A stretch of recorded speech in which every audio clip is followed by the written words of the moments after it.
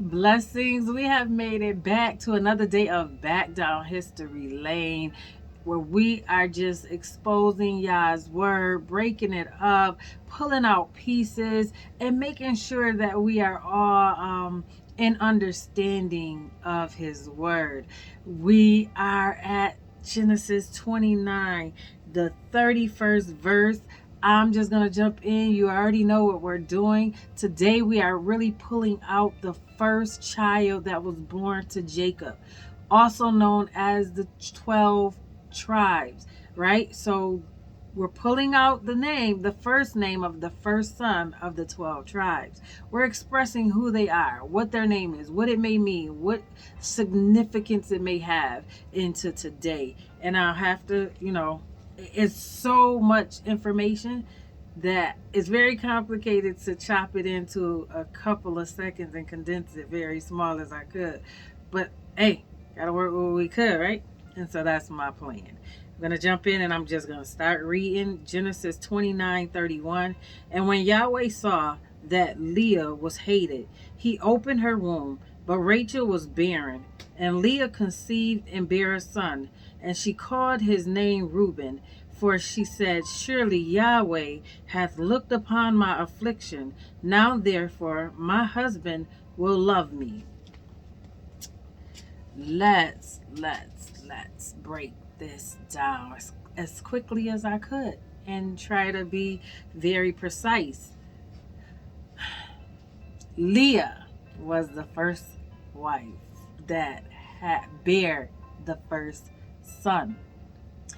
And so we know that Jacob really loved Rachel. Like he did the work for Laban for Rachel. But somewhere in there, that I can't go into them deep details, somewhere in there, Leah was the first one to bear a son and bear a child. It says that Rachel was barren, right? Meaning she cannot have children. So therefore, because that happened, whatever case may be, Leah was the first one to bear the first child of the 12 tribes. His name was Reuben. So remember when I said every name has meaning. When they named child, when the father did anything, then names had such significant meaning. So Reuben meant make sure I got it right. See a son or behold a son. And a lot of it had to do with Leah didn't feel loved.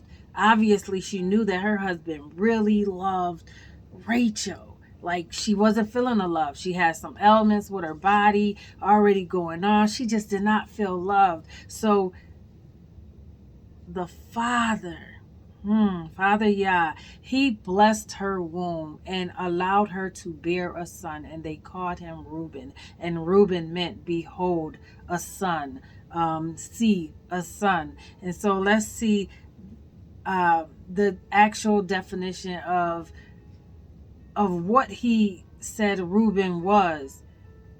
Yah sees our afflictions. He sees everything. He sees our tears. He sees our hurt. He sees our pain. And so through Leah, the pain that she felt, mind you, we're talking about Jacob. He has 4 wives and he's really loving on his one wife more than anything. And that was Rachel. And so Leah's in the back scene looking like, oh, I have so many ailments, and not only my ailments, I'm hurting because he really loves her. He really doesn't love me. And when the father blessed her womb for her to have a child, that meant to her, the child will love me. He doesn't have to love me. So maybe he will love me, but my son will love me. And when the father did that, that was the beginning stages of him blessing the 12 tribe.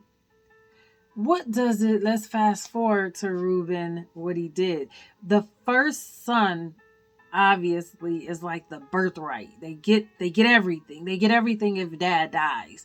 And that's the place and what Reuben had. He had everything in his hand. And for some odd reason that just wasn't enough for him and he lost it. he lost everything. And so he lost it to the point that the father, when he gave out his blessings, he told him, "You're like unstable water. You're unstable." And eventually he lost his birthright. There is more details in between there. The time does not allow me to go deep into it.